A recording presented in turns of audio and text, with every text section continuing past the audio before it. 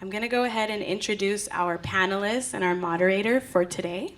As I call them up, if you could hold your applause until the end, that would be lovely. So, our first panelist, and we do have some translators here today, yes. Our first panelist is Dara Williams, Chief Deputy for the LA County of Inspector General, and you can feel free to come up, yes, Dara. While she's in her time as Chief Deputy, Ms. Williams has overseen 2 reports on the Sheriff's Department's school resource deputies. Prior to her current role, she also served as the deputy in charge of the District Attorney's Inglewood Juvenile Office, a member of the school attendance review boards for several cities, and a member of the school board for Palisades Charter High School. Next, Jewel Forbes. Jewel is the Project Director of Community Health and Safe Schools for the LA County Office of Education. Jewel provides school districts with support in the areas of counseling, student mental health and wellness, human trafficking, and violence prevention. Next is Rob Howard, the Director of Restorative Practices for the Santa Monica Malibu Unified School District. Rob is a trainer and practitioner, group facilitator, and a conflict mediator who has worked in schools across Los Angeles County. Our next panelist is David Turner, Dr. David Turner, the director of the UCLA Million Dollar Hoods and assistant professor of Black Life and Racial Justice. Dr. Turner's research focuses on youth-based social movements, political identity, and resistance to the prison regime in community-based educational spaces. And finally, Kent Mendoza is the associate director of policy for Anti-Recidivism Coalition. He's also the youth justice consultant at the W. Haywood Burns Institute. Kent previously worked at the LA Area Chamber of Commerce on smart justice issues and was appointed by Governor Brown to the state's advisory committee on juvenile justice and delinquency prevention in November 2016. And last but not least, our moderator is LA County Supervisor, the LA County Supervisor who represents the 2nd Supervisorial District. And as the former CEO of Crystal Stairs and co-author of the Equity and Justice Legislative Package, along with then Senator Ricardo Lara, she leads with a deep understanding of the vital safety net LA County provides to millions of families and is committed to ensuring that all residents can thrive. Please welcome our panelists and our moderator, Supervisor Holly J. Mitchell.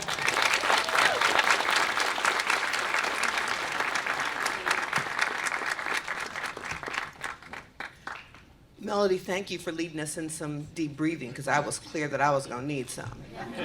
And I've seen the video before, over and over again, but it's hard to see, deeply hard to see. Let me start by saying thank you, welcome to D.O.O.R.S. How many of you, this is your first racial justice learning exchange experience? We love to see that as Team Mitchell, that every month that we are growing and expanding the people who are showing up. We are 2 years deep. We have these kinds of experiences, shared experiences every month. Please give my team a round of applause, Team Mitchell.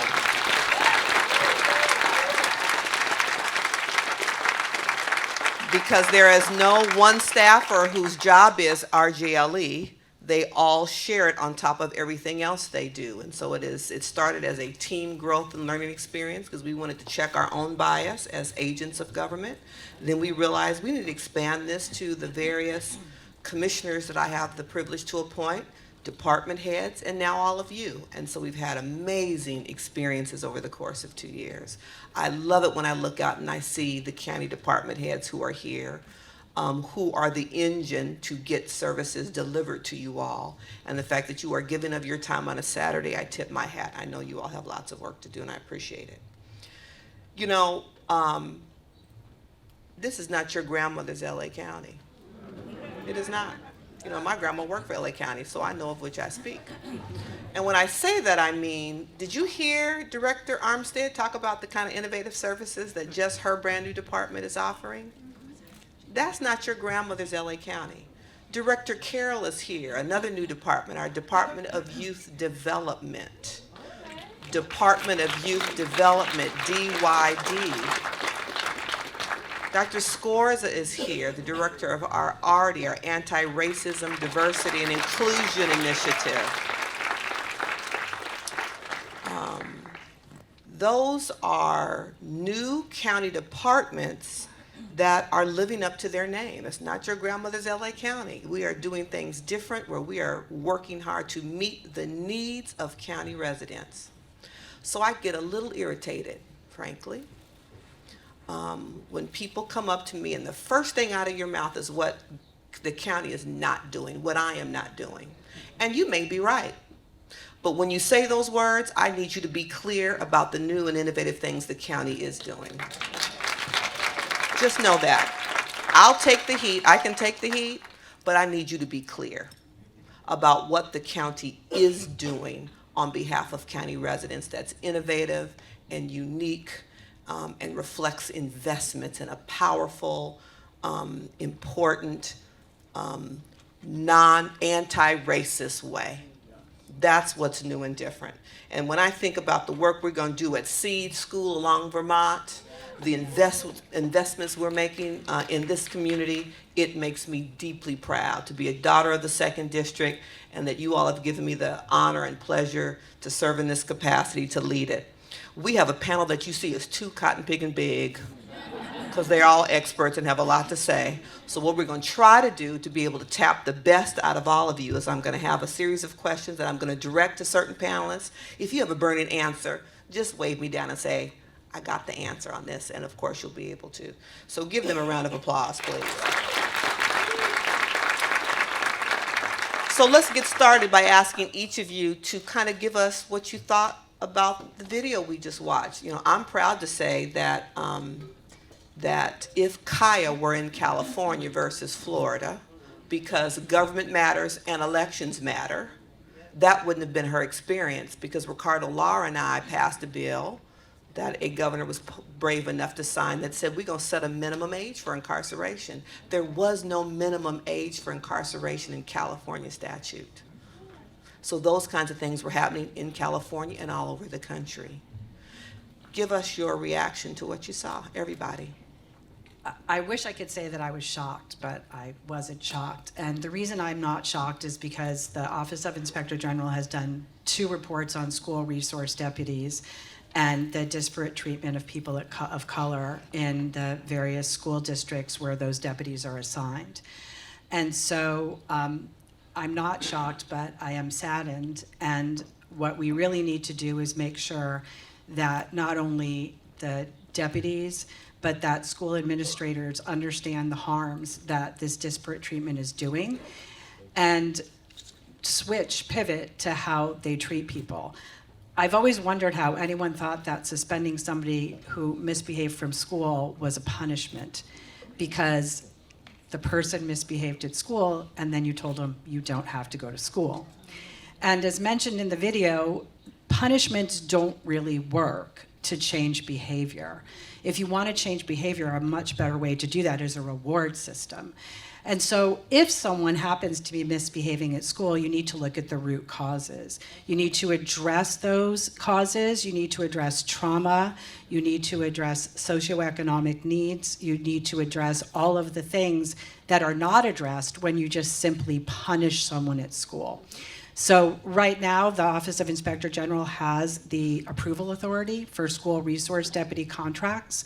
And we have sent to the Sheriff's Department, as well as to the Justice deputies for the supervisors, suggestions on how to amend those contracts so that there's less law enforcement intervention, that administrators take responsibility for administrative matters, and obviously, we don't have control, or we don't have input over what has to happen at the schools, but one is hopeful that the schools will look at the data and will change the way that they engage with students and figure out ways to address the underlying issues that might cause someone to misbehave at school, which, by the way, doesn't include talking back, because I'm pretty sure all of us had a kid that's talked back to us at some point. So, thank you. So I want to start out by saying ditto to my counterpart in everything that she said. But one of the things that I noticed most, I was emotional as well. I was sitting next to a friend of mine and we were both emotional, but I'm not shocked. I've witnessed this throughout my entire career. And even before my career as a student, I witnessed the same types of behavior. The first thing that I will say is recognize children as children. Children of color are identified as adults far too many times. And we need to see them as they are, as children, despite their behavior. And so we have to break down these systems. We have to change them. We have to dismantle them. There is a lot of research that's out there right now. We'll talk about that on this panel. But I invite all of you to take a part in this. We all play a role. It doesn't matter about our race or our culture or any of those things. We all play a part in this, in dismantling this system that has for far too long attacked our children, the very core of us. So how do we work together? We talked about these things 30 years ago. Why are we still dealing with it in 2024? Good morning. Why are we still dealing with it in 2024? Racial justice. Justice should be healing. We have an institutional framework, systematic approach that justice should be punishment. It should be eye for an eye, pain for pain, suffering for suffering, blood for blood. And that's not the way, that's how we got here. Just real quick, I'm a facilitator. Turn to your neighbor and tell them what you think the definition of respect is. I only got 2 minutes, so I'm gonna go quick. Turn to your neighbor. What is the definition of respect? I don't have really good hearing, so I'm not cheating. If you hear the sound of my voice, clap 2 times. Okay, I only got 2 minutes, here we go. I don't know what you said to your neighbor, and I don't know what your neighbor said to you. Did anybody, just show of hands, raise your hand, if you said, respect is treating others the way I want to be treated. Anybody say something like that? Oh, you know my mama. My mama taught me that. Golden rule. Here's what I'm going to say. Systems don't do this well. People in systems don't do this well because we blame systems. Treat people the way that you want to be treated. That's golden rule. Platinum rule. I treat you the way I like to be treated. The way you want to be treated. These combination of jewelry, diamond rule.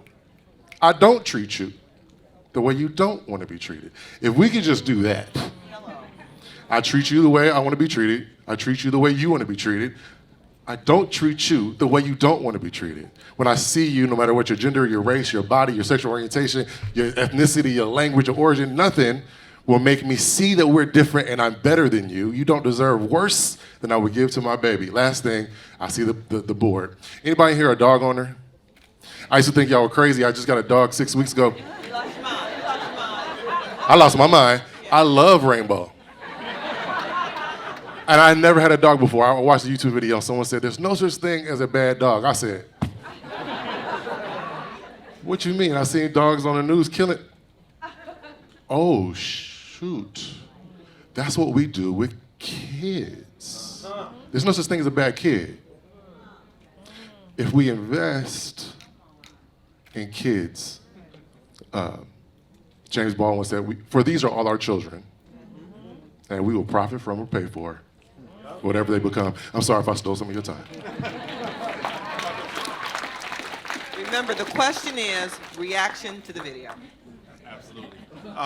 Well, what's going on, people? I think first and foremost, when I first saw this video, it's my second time watching it, the thing I immediately thought of is, why do we feel the need to punish children so much, right? Why, why is this an inherent desire, right, that people have? I'm sure some of y'all may be on social media and people make those memes about whooping kids, right? You know, like there's this idea that, you know, in order to get a child to act right, that punishment is the only way to make that happen, right? And I think to Brother Rob's point and the points that have been made on the panel, right, that this incessant need to punish people has put us not only in fiscal disarray, but also, right, this incessant need to punish people has harmed our cities and entire communities, right? So there is an entire economy rooted on this punishment, right? I don't want us to individualize this because there are other systems that benefit from this, right? Right? And this larger dehumanization of what happens to these young people, right? A 6-year-old girl being arrested for having a temper tantrum, right, is not okay. It's not okay. But again, it was somebody's job to go and arrest her. It was there were some rules and policies, right, that made it possible for that to happen, right? There were teachers who called law enforcement, right? Like, because it's not like the cops just walked in and just said, we're going to do this, right? Somebody had to call them. So again, with that being said, right, like what systems animate this, right? And how do we work to transform those? That's all I got to say. It's hard to follow that, but I will say that my reaction to the video, I feel like that's why I do the work that I do. For the past 10 years, since I was released from incarceration myself, I've been doing this work to change policy because I was one of those kids that eventually got kicked out of school for fighting. And the school, didn't really understand me. They just labeled me as a trouble kid that just wanted to fight, and that expelled me from that school. And that kind of like, this encouraged me to even want to continue to do better in school. So I feel like there's a lot of misunderstanding of the young people. Sometimes, we might go to class, whatever's going on at home, the poverty that we're facing, we're bringing it into schools. And the teachers, unfortunately, they're not youth development experts. They were not trained to deal with these types of situations. So they rely on the only thing they can rely on, which is law enforcement. And that leads to the school to prison pipeline for a lot of us. And that's what happened to me. So when I see this video, it just makes me realize that I work with a lot of young people, a lot of black and brown youth who just came home from incarceration from ages 18 to 25 and beyond. And one of the things I always tell them, like, the only people, this policy stuff, changing laws and policies, and I worked on those bills that Holly Mitchell passed as well. I always tell people, if we don't do this work ourselves, nobody's gonna do it, or the wrong people will do it. So we have to do this collectively, because I think someone said earlier, not one organization, not one individual, but everybody collectively has to do it together to really come to the vision that we really want to see in not only our county, but in our state, in the whole country, where we start looking at kids as kids, because at the end of the day, we're literally developing mentally. And instead of enabling that type of thinking, whatever is making us act a certain way, we have to support that and nurture with love, compassion, and respect, like you were saying. Thank you. And when we pass those laws, we can't sit back on our laurels and think, oh, that's done, because there's always somebody coming behind you trying to undo what you already did. Be clear about that.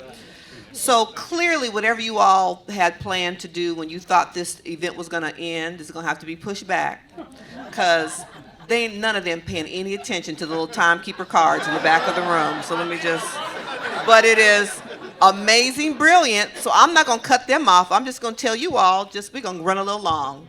Community agreement. Do we have permission to go maybe an extra 15 minutes? Are you all okay with that? You're welcome. So, for Jewel and Dara, you touched on this. You've both developed and worked with research and analysis that includes data and evidence-based findings on school discipline and contracts with law enforcement. And the disturbingly disproportionate impact on students of color is clearly is a pervasive trend that isn't just confined to the lovely states of Texas and Florida. It's everywhere. What are some of the most relevant findings, and how are the differences in discipline and law enforcement contacts driving unequal outcomes among different groups of students? You touched on the fact that you've given recommendations to policymakers, but this is a broader audience. What must everyone here know, and the role they can play to affect those changes? Jewel and Dara. So I'll start with this, and I know Dara hit on many of these points already. Our BIPOC students enter into a system they didn't create. They didn't create the inequities that they face. They didn't create the negative influences that exist. As a young girl growing up in Compton, I watched this growing up. It was the norm. But as I said before, stepping into this, looking at it in 2024, it's heartbreaking. Watching that film is heartbreaking. You don't have to go far. You can look at the Civil Rights Report. You can look at dignity in schools, the recent work from the Civilian Oversight Commission around policing and the school-to-prison pipeline, how we need to get together to dismantle systems. We still need new legislation to really be passed within Los Angeles County. There's a lot that's being done. I will never stay on the negative. I'll never harp on the negative because we have to keep it pushing. But I will say this, we have to recognize what is not happening and fill those gaps, fill those barriers, work together. I've worked with many of the people on this panel, and I know that their hearts are leading this work. But we have a lot to do, and we welcome all of you to join us in this work.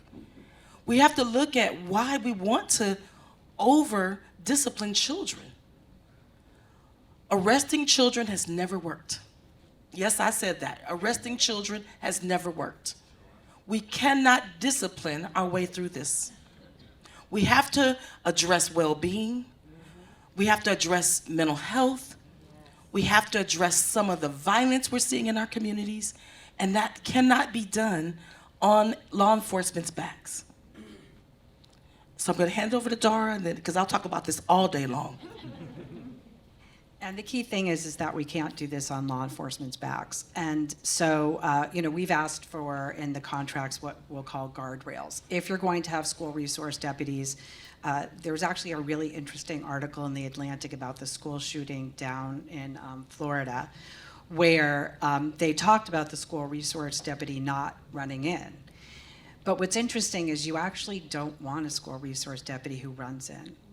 Because if you want school resource deputies there, what you want is you want someone who's concerned about kids' mental health, who goes about their job as essentially a social worker and not as a police officer. So you can't have both things. You can't have the warm, huggy bear and at the same time have the guy who rushes in during a school shooting. They're sort of two different kinds of police officers. Everybody can sort of have both of that a little bit, but if you want school resource deputies on your campuses, you need the huggy bear. You don't need the guy who rushes in when there's a school shooting. And then that gets you to the question is, if you don't have the deputy there who rushes in a school shooting, do you need a deputy there? And so, I think there's 45 or so school resource deputies in Los Angeles County, and those are 45 deputies who go out on patrol. And the fallacy is that you need them there in case there's a school shooting, but in a school shooting, someone's calling 911, right? So someone's gonna respond. They're not 40 hours away.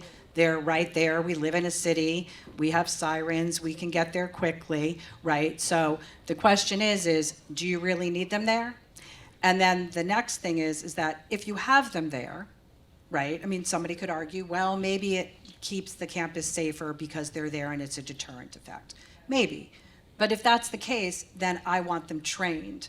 I want them trained in mental health. I want them trained essentially to be a social worker.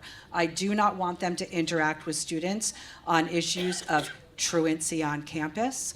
Anything administrative, they should not be involved in any administrative matter. But if you look at the RIPA data on the Sheriff's Department website, there are interactions with children on campus for school discipline. Now, I'm going to say one thing, too, that I think is important. We looked at contacts that law enforcement had with elementary school children, and I was shocked that they had contacts with elementary school students. However, there is a big disconnect because some of those contacts were for mental health issues, and the school administrators tried to get mental health workers there and failed. And because mental health workers didn't show up, a young child, more than one young child, had to be taken for what's the youth equivalent of a 5150 hold. I think it's 5185, thank you. And so a police officer ended up having to take these, more than one child because the child was having a mental health crisis. So we need to have people available to do that. We need to expand the MET team at the Sheriff's Department, or have something else in place so that these children don't have to be taken away by a police officer because there was no other alternative. So I was very disheartened when I actually read through the elementary school contacts and realized that we just need other systems because there are holes in the system, and sometimes the police are the only option when they shouldn't be the only option. Next question, Kent, David, and Rob. Each of you works with young people who are impacted every day by the systems that comprise the school-to-prison pipeline. Drawing on your daily experiences, how can all of us, this community, people here in the room today, best support and center the efforts of young people to transform harmful and ineffective systems? Whoever wants to go first. I'll go first. I do trainings all over the country now with business owners, school systems, nonprofits. One of the questions I ask in the beginning of a training is, why do you do this work? I'll directly ask an admin, a board member, a teacher, why do you do this work? And what's beautiful is that answer sometimes reflects to themselves back, oh, this is why I do this work. I've always loved teaching. I value education. I like seeing young kids grow. But there's something that happens in the job of education that even good people who have a purpose or a passion turn into a punisher. Because it's about control. And my tools of a stick, fear, embarrassment, guilt, shame, I hope will somehow fix me. And some people who are in education, it worked for them. Like, I had a 4.6 GPA in Westchester, just so you know, I'm really smart. My kids, my son is not caring about school like that. So there's something in me that thinks the thing that worked for me should work for him, and if it doesn't work, it's not the thing, it's the him. And I'm like, why did I do that? So what I think we can practice is to go back to, what is my intention here, and what is the tool to get to the goal? And if it ain't working, not looking at who it's not working for, looking at the tool and my implication, my use of the tool, and being willing to let it go. Because we won't let it go. We will let them go. And that is the school to prison pipeline. Absolutely, absolutely. Appreciate you for that, and I like that, shout out to the comments, know what I'm saying? All right, the two quick points I want to make, right? First, it's a point by a community organizer, writer, abolitionist by the name of Miriam Kaba. And she has this one particular quote that says, everything worthwhile is done with other people, right? So that's the first point. The second one, right, comes out of my time doing youth work and community organizing. I worked for a while at an organization called the Social Justice Learning Institute in Inglewood, California. And we have certain values, right? And one of those values is that no one is hopeless, right? No one. On a couple of these quick points, right, I wanted to highlight one of the stories of a young person that I've had the privilege to work with, who's actually here today. Shout out to Dara Williams, right, sitting over there. So, Kalila, right, of like a lot of young people, right, had experienced not only criminalization in her school, but also the intersection of both criminalization and the foster care system. Right, and right, things began to culminate, right, like for Kalila as she was experiencing this in her school and in her communities, right, and there was one particular situation where she was at a park and being dehydrated and running around, and you organizing the event, right, and you about 15 years old, right, like, you're not thinking of taking care of yourself and drinking water, right, so she didn't get that opportunity, right, to take care of herself, and that, led to her, like, fainting in that moment, right, but she wasn't woken up by, any person who was a actual health expert or 911. She was woken up by a cop. Right? And the cop proceeded to ask her questions about whether or not she was using drugs. and not dehydration, right? I mean, y'all know how hot it gets in LA, especially when you outside all day, right? Like the first thing is, ew, do you need some water, right? But again, I think first and foremost, right, like we treat cops as if that is the only response, right, for safety, as if that is the only thing, right? And then we put the burden for every single issue, right, on cops' backs, right? And that, right, is wrong, first and foremost. Second, right, for someone like Kalila to experience that, right now you're feeling criminal, right, for, quite frankly, having a very human reaction to something, right? But one of the things that Kalila did, right, what she understood, right, was that, yo, maybe what's happening to me is not just happening to me, it's happening to other people. So she got involved with an organization, right? And that organization, the Students Deserve.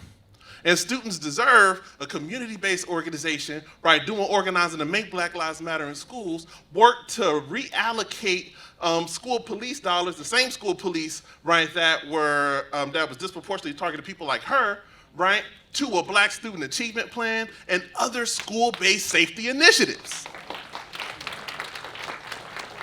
So first and foremost, Kalila could have absolutely just said, you know what, I'm just gonna take this on the chin, right? But no, she worked with other people, right? Everything worthwhile is done with other people, right? And second, when we start talking about investing in young folks, right, again, it's so easy for us to write certain young people off. Young people who have been pushed out of school, young people who have been incarcerated, young people who have been, right, disproportionately targeted and other things. It's so easy for us to write them off. But no, if we have spaces to make investments in those young people, they can grow up and be leaders too.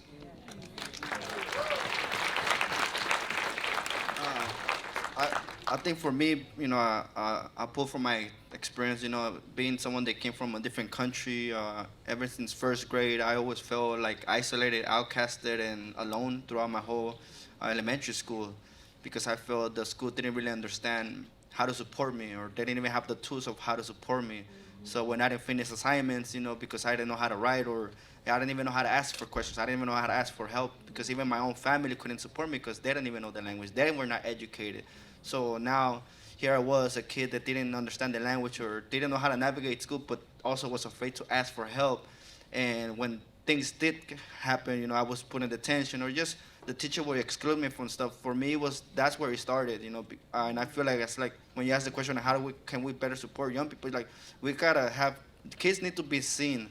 All of them from the get-go, from the day they start school, they need to feel seen, loved, and like they actually are being valued in the school system, because it's like a ball effect, you know, a snowball ball effect. It starts in elementary, first, second grade, all the way to fifth, and then next thing you know, it's in middle school, then it's in high school. And that's how it was for me, because then by the time I was in 8th grade, I started, you know, I was so fed up. It was like a ticking bomb. It just exploded. And now here I am in 8th grade, getting into fights, and now I'm being pushed into the school to prison pipeline, because I was never understood. There was never something embedded in the system that really was able to identify that I was feeling alone. And then that, you know, I ended up doing 5 years incarcerated, you know, just from the age of 15 to 20. So, you know, and when I talk to the young people that I work with, you know, a lot of them ended up going at a young age, from 12, 13, 14, and they got out when they're 22, 23, you know, and I always ask them what really was, and it's like, it really started in elementary, you know, and we don't think about these things, you know, because we think they're all innocent and all that, but we don't know what really is going on in their mind. Those are some of the most crucial moments of our development stages, so as middle school and high school, and I feel the school systems don't have nothing embedded where it really is about youth development. And I always want to go back to youth development, because I don't even think the schools are contra curriculums of youth development. They don't even understand this stuff, and the teacher's job is just to teach. It's not really to deal with the issues of the kids, you know. So I feel it starts in elementary, and making kids not feel like they're alone, outcasted, and like it's all on their own mind, you know. And we need to figure out how to just pick those kids and really create a culture where everybody feels love. And I feel that that's what I wish would have happened to me. Thank you. You know, I would just push back a little bit if I can. As chair of the First Five Commission, you know, it was deeply troubling to hear the statistic that during COVID, 1 in 3 Black children in LA County, 0 to 5, was touched by our child welfare services system. And my Crystal Stairs days, looking at the Black and Latino preschool expulsion rates suggest that we have to start before elementary school. And Children's Defense Fund really calls it the cradle to prison pipeline. And so you're right, elementary is important, but we have to start much earlier than that even, absolutely. Next question is for Kent, Jewel, and David. Kent, Jewel, and David.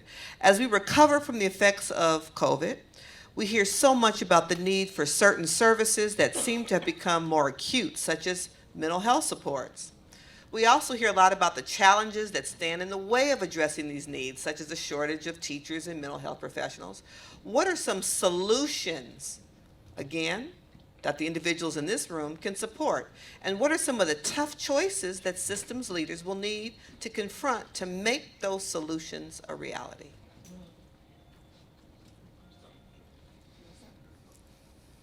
Okay, I'll start with that one. That's a big question. It Supervisor is. Mitchell. It is. Oh my goodness. Okay. We know that post-COVID, we saw mental health challenges increase. In some places, doubled. We know that our youth are showing up with increased mental health needs. What I'm proud to say is that though we still have significant challenges, we have done a lot to address those needs. And it comes because of collaboration and partnership. Anyone who knows me knows that I always identify myself first as a connector. I'm a person that if I see a hole, I'm gonna find out who over there has dirt to fill it. How do we get together? How do we come together? And that really starts with relationship. But for mental health and addressing needs, I think one of the things we do very well is we identify problems, right? And I heard a lot of people say that. But sometimes we don't know how to link services within our community. Many of you, when they asked the question, how many of you knew about this space? I didn't see a lot of hands go up. So how do we do a better job of sharing resources in this vast community? So just a couple of things that I'll mention, and especially with LA County Office of Education, we are supporting the School-Based Behavioral Initiative, which expands mental health services for youth across our county. We are increasing our partnerships with Department of Mental Health, building our intern programs to bring social workers into schools.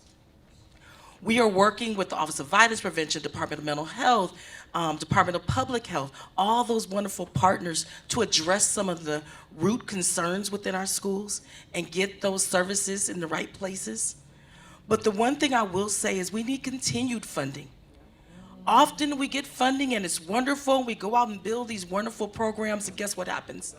There's no sustainability. So we have to find ways to not have breaks in services to youth. And so that's the most important thing that I can think of right now, is really building sustainable programs and services to support not only our students, but to support families, because they're struggling as well.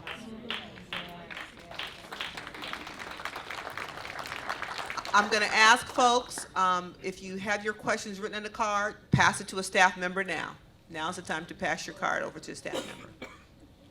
All right. I think for me, the first thing I think about when I think about making sure that we can connect services, right, to the people who need them first and foremost, and second, right, to making sure that we can actually get the resources to communities, right, is first, it takes a lot of serious political courage to make certain things happen. Right, so I want to thank folks like Holly Mitchell, right, and the work that's been happening here in LA County to be able to make some of those things happen, right. I want to give a shout out, right, to some of the folks over in LAUSD, some of the folks, right, in our city, right, like who, have had the political courage to make decisions that sometimes aren't always popular, right, or don't always fit the status quo. Right, so political decision making is critical, right, but the way how we give folks who are in these systems courage is to ensure that we have an organized community to animate those decisions, right? So for just real quick organizing lingo, right? We use something called an inside-outside strategy, right? And that inside-outside strategy, right, is you can have champions on the inside, but the champions can't do much, right, if they don't have community pressure to animate their decision, right?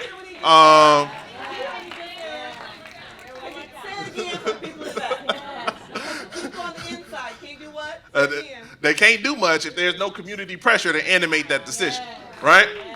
So with that being said, right, it's so critical for communities, first and foremost, to be organized, and second, right, to be able to identify certain champions to be able to activate and then work on those issues, right? I think that is critical first and foremost. Second, right, we gotta, there are certain things that absolutely have to change in order for the type of services that we want to see to make it to the communities that they need to make it to, right?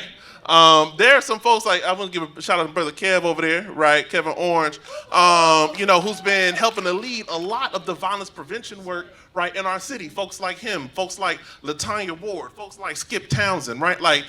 People who are working to lead a lot of these grassroots violence prevention initiatives oftentimes can't get the money for it because, right, they don't meet certain on-paper requirements, right? So maybe you do have a great grassroots program, right? But, that grassroots program probably doesn't have some of the certain infrastructure you need, like having $1 million insurance and all these other things, right? Maybe you do want to be you want to work with other systems impacted folks like Kent, right? Who are working to uplift and support our young people, right? But in certain schools, right, if you have a criminal record, you won't get cleared to work in there consistently. Even though research and everything else suggests, right, that those who are systems impacted are quite frankly the most qualified, right, to be able to work with our young people. So with that being said, right, first and foremost is being able to identify, right, that there are people who we can work to activate to make the decisions we want to make. And then two, right, making sure that we can address the rules and address the particular things that keep our communities out. Right? If we can do that and do that systemically, then we can ensure that that money that was created for Black students through LAUSD, from initiatives like Measure J, right? That money actually makes it to the communities, and we can uplift our communities and not get, right, pushed out through all these other things that our communities experience. Yeah, and I'll add to that. I agree with everything you said. I think, we have, right now, we have a lot of schools that are contracting with law enforcement to have them present, SRDs, SROs. So I think that we really need to, there is solutions. You talked about it, Holly, about, we have a Department of Youth Development in the county, where we worked on a report called the Youth Justice Reimagined Report. There's a lot of components that we could expand from and continue to sterilize. One of them is credible messengers. Credible messengers is basically people who've been incarcerated, people who've been in the system, have transformed their lives around, and now are being credible messengers to those incarcerated. But that definition can really expand it in schools as well. I feel I could see us replacing SRDs and SROs. Maybe all you need is a security guard. That's it. You could have people like myself and Turner, everybody that has been impacted. Credible message doesn't necessarily mean just someone that's been incarcerated. Just someone that has credibility in the community, that can work in the schools and prevent all this school to prison pipeline stuff. So this also means maybe all faculty members being re-educated on what youth development is, and and in the meantime, maybe SROs need to also get this training because they don't probably they're just to push the kids to the school to prison pipeline. So I would say that's the trade-off we have to make, and that means that we have to invest more resources into this vision of what I just explained, which is the credible message, YGR, all of these things, and really we might have to give up other things, and that might be SRDs and SROs. And if we really, really want to get to real change, that's what's going to have to happen. Thank you.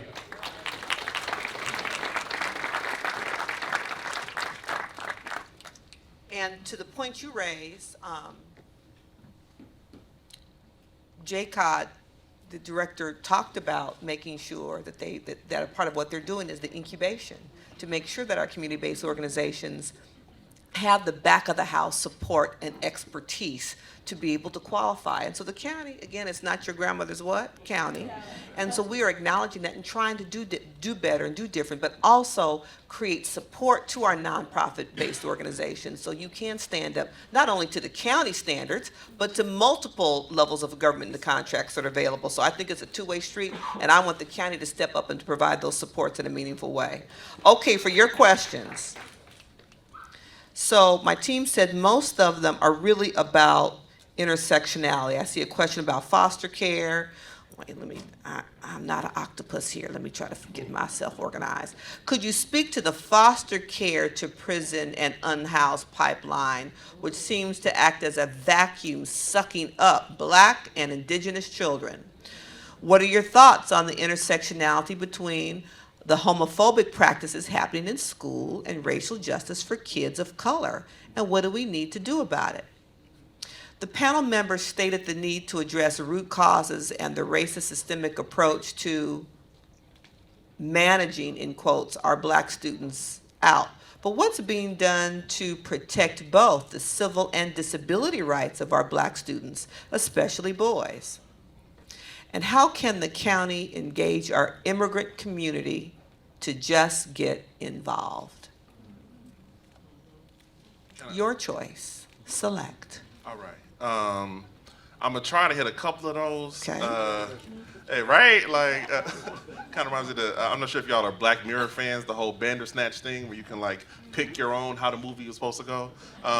It's pretty crazy. It's on Netflix. If you have time, you can take a few hours. But first and foremost, just to the intersectionality question as well as to the question about foster youth. I think one of the things, right, well, I'm gonna be 100 with y'all. I'm something called an abolitionist, right? As an abolitionist, I believe that we can live in a world where we have different responses to violence, right? Where we have different responses to community harm that don't rely on prisons, right? So what that means, right, is that we have to acknowledge, especially as an abolitionist, right, that certain systems were not only created, but they were designed to punish. And that's not always cops, right? That is also our child welfare system, right?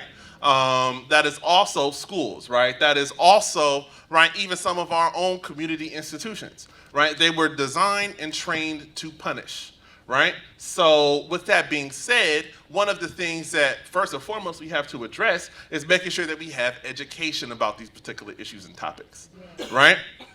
And that education looks like us learning about things like intersectionality. It looks like us learning about identity and power and race and gender and all of these different things, right?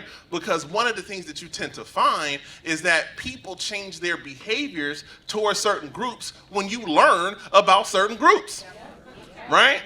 So when we talk about, let's say, for example, right, some of the things that happens to some of our queer and trans young people, some of our young people who do identify as LGBTQ+, right, like that is often from a place of deep ignorance and misunderstanding, right? You know, so when we have the education around some of these particular pieces, right, the behavior changes.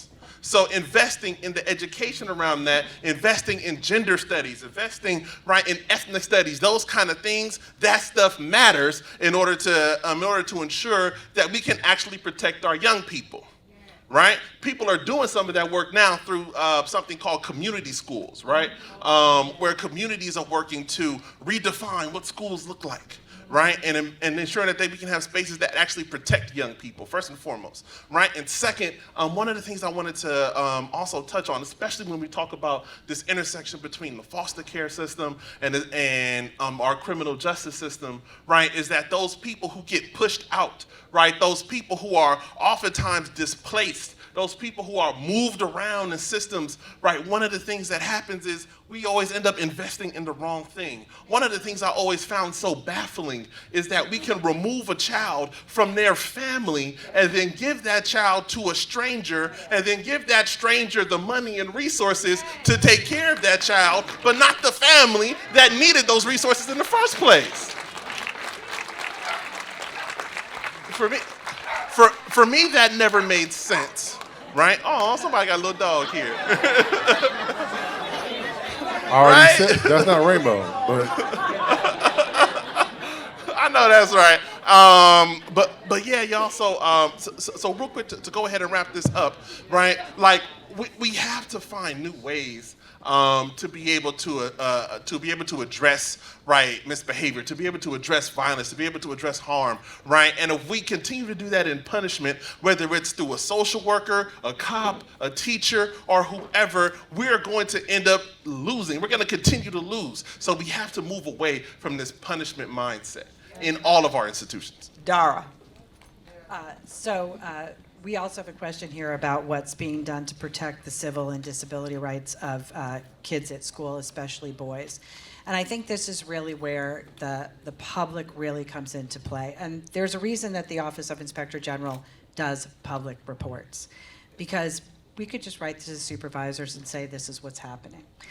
But if the public doesn't know, there isn't the pressure to change.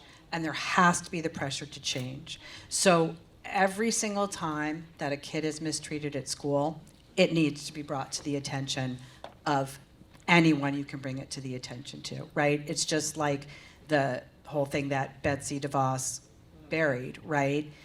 The Obama administration got a complaint from a school about a 12-year-old boy, and that set in motion something that was really important. And we still all know about it, even though it might have gotten buried by the previous administration. We still all know about it. We know that it exists. And because we know it exists, we're all here trying to make a difference. Another thing I do want to say, and I will divulge that my daughter is a teacher, and I've told her, I'm so proud of you that you're a teacher. I'm so happy to give you any emotional or economic support that you might need, because you chose a profession that isn't necessarily well respected, that doesn't pay well. Right. And there's a lot of people who become teachers because they couldn't figure out what else to do. Yep. But what we need to do is make sure that the people who become teachers wanted to become teachers, chose it as their profession, because those are the people who care about kids. You know what? Lawyers get paid a lot of money. Teachers don't get paid a lot of money. Right. My daughter considering becoming a lawyer because she's like, maybe I want to make more money, maybe I want more respect. And I said, no. If you love teaching, you should stay to be a teacher. And I told her trickle-down economics works in our home so that it will help her. It didn't work under Reagan, but it does work with your parents. I'm going to send my son over to Dara's house and trickle-down work. Wrap it up, Dara. So anyway, I'm going to turn it over to Jewel, but we have to invest in our school systems so that we get the right people working in our school systems to make our systems better. What can I say after that? So the only thing I'll add to that, and especially I want to piggyback on what you said about foster youth. I started my career working with foster youth, and we saw that happening even at the time, that trajectory because of discriminatory practices, removing them from what they knew and putting them in places where they weren't comfortable. And so we just have to be very mindful. You know, these things take time, but we all can change the systems that we came into. So if we work together, and I'm going to still focus on what you were saying, Dara, is really around pushing those policies, making sure we call out things when they're done wrong. Don't sit in silence. Don't stick your head in the sand.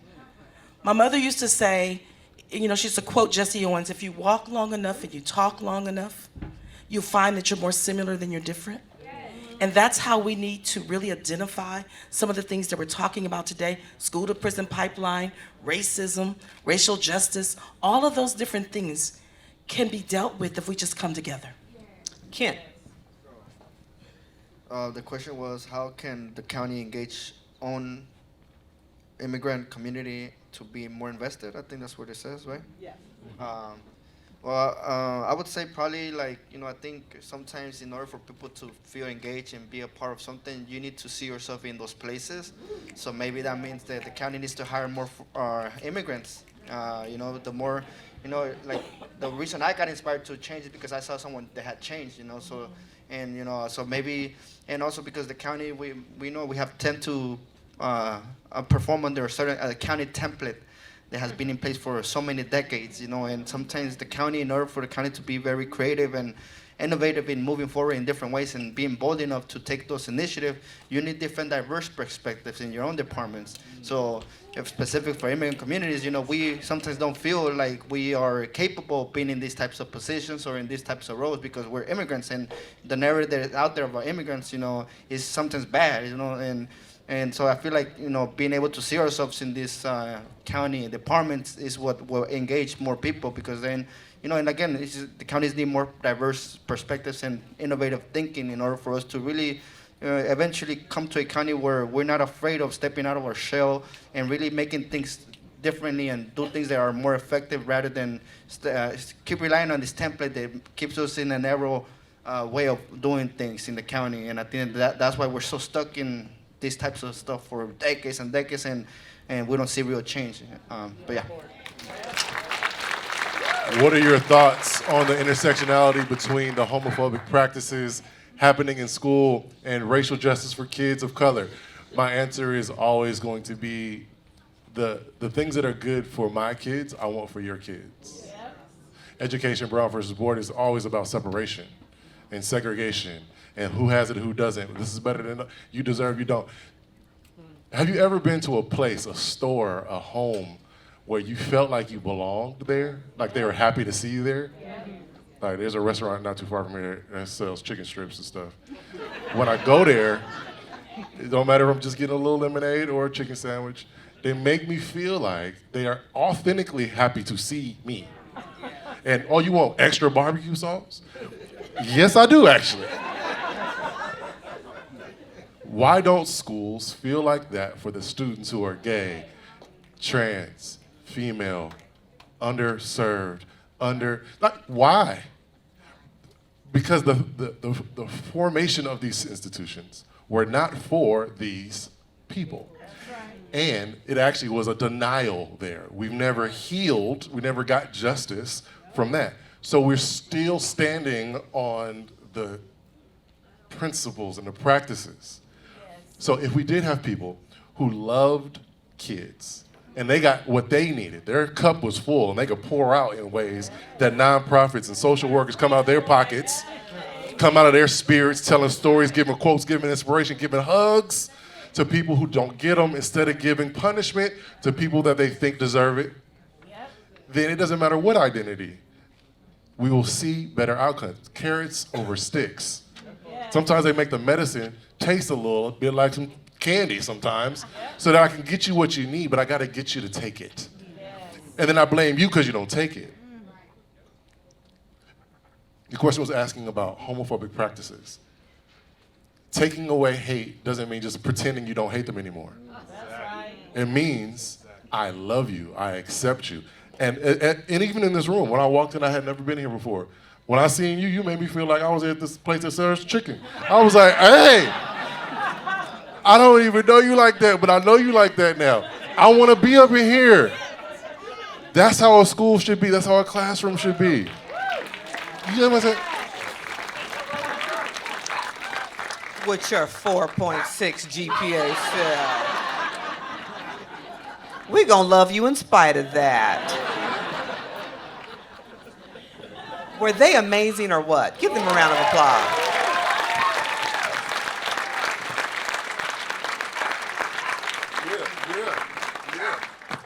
Yeah. Right. Thank you all for giving of your Saturday, and it's not over. I want everyone in the room to understand who is here and among you, because it's made me deeply proud today. I see the leadership in this room. Because you see, as elected, the day I was elected, I have a expiration date, right? So I'm only here for a season. Why these conversations are so important is because there are people in the county who will be here long past me who have the opportunity, if I pass a motion, it's up to them to operationalize it, right? So I'm deeply proud when I see the leadership of DCFS, Fire Department, Public Defender, Alternative Public Defender, Public Health, County Council, LA County Office of Education, Department of Economic Development, Registrar Recorder, the Sheriff, Public Works. Did you hear me say the leadership of those departments? And that's just me eyeballing the room. I may have missed somebody. Don't take it personal. Don't take it personal. I just eyeball. Didn't I say mental health? Mental health. Mental health. That's the leadership of these county departments are here and had the shared experience with you. And I know all of us will leave here different than how we came in here, based on what we witnessed together, what we heard together, what we learned together. I'm thrilled that you all were here. I'm going to hand it back over to Melody for the next iteration of our shared experience. Thank you all for coming.